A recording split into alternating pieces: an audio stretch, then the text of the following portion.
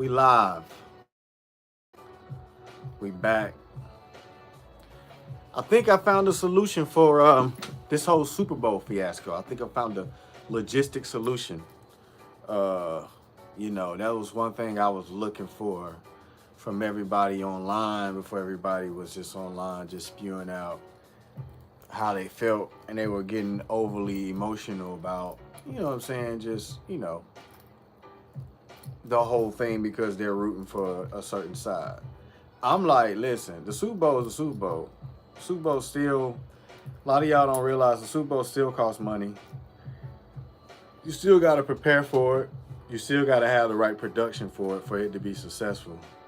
You can't just do the Super Bowl and just be like, oh, I'm just going to just perform my regular set, my regular show. It's like, it don't work like that. That's a lot of field to cover up. That's a lot of stage to cover up, to be active. I mean, you're performing for cameras and you're performing for 70,000 to 80,000 people. You know what I'm saying? So, like, in New Orleans, I think it's like 80,000. So you got to think about it like that. It's not like you performing in a regular show. And I'm saying that, I know y'all can get on here, y'all gonna say, well, you talking like Kendrick can't do that. I'm not saying Kendrick can't do that. I'm just saying he rarely does arenas that big. He rarely do stadiums that big. This is a football stadium. So most artists don't cover that much field. Like Rihanna didn't cover that much at that time.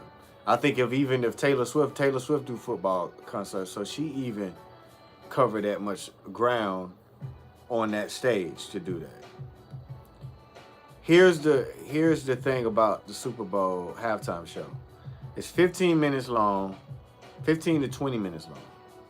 You know what I'm saying? Most of the time.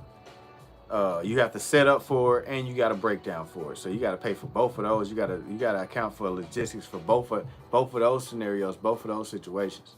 And the more people you have involved, whether it be different acts, whether it be different pieces of bands, you have to incorporate all of this within the time span of whenever they allocate the Super Bowl to you. You have to have some type of plan to do all this already set in place, at least the first month or two or months in, to even start ordering things and get things going, as far as like wardrobe, as far as like different people being involved, the whole nine. This is my solution. When they had the Super Bowl here in Atlanta, and they've had the Super Bowl here about 3 times, we've had it about 3 times. And the last time they had it here, they had a concert because my company that I work for, they got tickets. And they had a concert at Atlantic Station, and I forgot who it was. I forgot the artist, but some people got to go from the job. They got to actually go to the actual show. And so that's the thing about like the pre-shows and the pre-concerts for the Super Bowl. They're worth probably more than the actual like, you know what I'm saying, the actual Super Bowl. You know what I'm saying? Like they actually, you can spend more time with your audience. Pretty much, it's like, I'd say it's like, it's equivalent to doing a normal regular concert versus doing the Super Bowl, which is 15 minutes, and you got to do it on the football field, and you have to set up a stage that's a little different than what you usually, you know what I'm saying, you know, that you usually, you know, would you know what I'm saying, would have. But the solution is that anybody that you want to do in your hometown, they should do the pre-show. I think the halftime should be left to people people actually, you know what I'm saying, how can I say this? people actually have to buy tickets or have tickets to the pre-concert, and the pre-concert typically takes place that Friday or that Saturday night. It typically takes place the Friday night, because that's when most people are like getting in town and everything, and they had a concert, and you got to have tickets to that concert. Now, if you got tickets with your tickets, your Super Bowl tickets, then that's a little different. But from what I heard, you had to have individual tickets to this concert, and they sold tickets. And I forgot who it was when it was in Atlanta. I forgot who the concert was surrounded around, but I remember some people from my job actually going. And so the Super Bowl is a corporate thing, you know what I'm saying? So that's the thing about, you know what I'm saying, actually being involved with like working for a company and actually seeing like people hand out actual tickets, actual Super Bowl tickets, and actual, you know what I'm saying, tickets to go to concerts. So my solution for this whole thing is that Wayne, Cash Money, who else? Goddamn, No Limit. Who else? Goddamn, Hurricane Chris. Nigga, anybody from Louisiana, New Orleans need to do the pre-concert and the pre-show, and Master P need to construct the whole thing. Baby and Master P get together and construct the whole thing and put the whole thing together, and I think that'll be something better than doing the halftime show. I would want, if I'm in my hometown, don't give me the fucking halftime show. Give me the pre-concert. That's my solution for it. What's up, A Major Keys? That's my solution for it. You know what I'm saying? Is to do the actual pre-concert. That's that Friday night or that Saturday night before the Super Bowl that everybody gonna go to and everybody gonna party. So I don't know why people are being like, yeah, man, you know what I'm saying, they should do the halftime show. I wouldn't even want to do the halftime show, because you got to pay to do the halftime show. You got to pay to do 15, 20 minutes. Now, I'm not saying that you can't make something on the back end, because Usher was estimated to make about $100 million on the back end. Now, I don't know if Kendrick would make $100 million, or, you know what I'm saying, close to that, or whatever, because I'm not gonna lie, Usher's show is kind of big. It's a huge draw. Not saying Kendrick's show ain't got no draw, but Usher can afford at that time to actually move from Vegas residency to going into a full-time tour. So I can understand how all these people came from around the world and bought tickets in Vegas, and the ticket prices, average prices, was kind of stay the same, kind of sort of, to see him if he's in Atlanta, if he's in LA, if he's in New York, if he's in Miami, wherever. I could understand that. So I just would rather do the pre-show. I would not want to do the pre-concert. I wouldn't want to do the actual halftime show. If you ask me, that's my overall solution for it. Is I would rather have it orchestrated where it's a Cash Money, No Limit and Young Money collaboration pre-concert in New Orleans. It'll be sold out. Trust me, it'll be sold out. And having it, you know, in junction with the Super Bowl, but having it's like an independent concert, and having it constructed by Master P.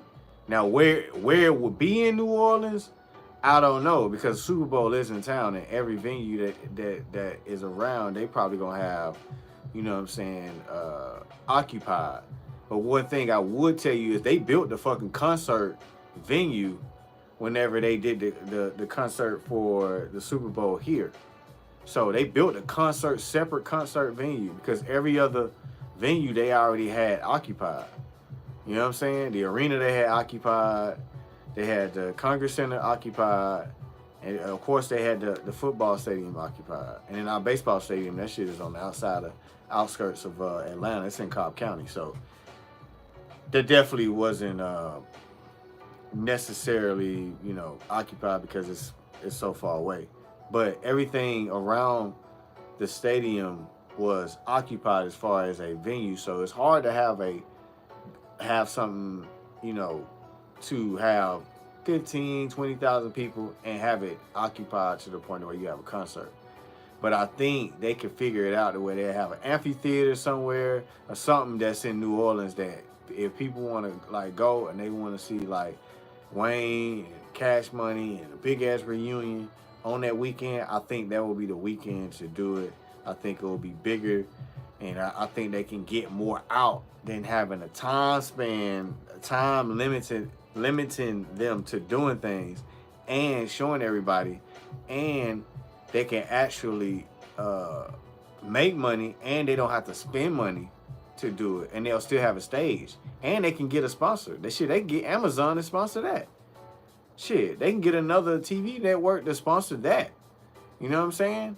So we'll see. We'll see. That's just my solution. That's just my two cents. So, you know, y'all tell me what y'all think in the comments. I just thought it would be a good solution to have, to be like, yeah, why don't they just do the pre-concert? Why don't they have more time? Then they can have damn near 2 to 3 hour, you know what I'm saying, concert to just do every song, every collaboration, every, you know what I'm saying, cross the people can talk to other people can say, apologize for different things, whatever. They can reconcile different things. If people had, you know what I'm saying, differences or whatever, I think it'll be a beautiful moment for them to do it outside of the actual, you know, the actual halftime show. And then just get another sponsor to show the actual concert, you know what I'm saying? And if the Super Bowl want to, like, you know what I'm saying, they want to get, you know what I'm saying, involved, to be like, hey, we want to get involved, so we want to promote it with our ticket sales and whatever, and we want to just have this as the official Super Bowl, like, pre-concert, and we'll, you know what I'm saying, work out a deal to where we'll get some people, you know what I'm saying, we'll make sure we're advertising to get some people here. You know what I'm saying? When they come in town, they'll know the concert, and they'll know, like, hey, I'm going to this concert on this Friday night or this Saturday night before the Super Bowl. I'm going to the concert before the Super Bowl, and then I still get to see Kendrick at halftime. I think that'll be perfect, and we should do that in every city. When it's in San Francisco, I think all the Bay Area artists should have a separate concert to where it's big, and the Super Bowl help them promote it, but they still can make money. They can, you know, pay money to promote the concert before the actual Super Bowl, but the concert is before the Super Bowl. The concert is the Saturday or Friday before the Super Bowl, to the point to where when people actually go to the concert, they actually can get a full concert. So when the halftime show come up, it's just a consolation prize. It's okay, this is the headliner, and you headline the Super Bowl. But the pre-concert, that Friday, that Saturday night, they need to be the legend people. They need to be the people from that hometown that can represent. You know what I'm saying? So that's my solution. You know what I'm saying? I've been on here long enough. Y'all definitely let me know what y'all think in the comments. But I think, yeah, we can get a 2-for-1. We can get a concert with Wayne and them before the Super Bowl, that Friday, that Saturday night, and then we can get Kendrick at halftime. I think that'll be dope. That would be fire. You know what I'm saying? Who knows? We shall see. And y'all let me know what's up. I'm out.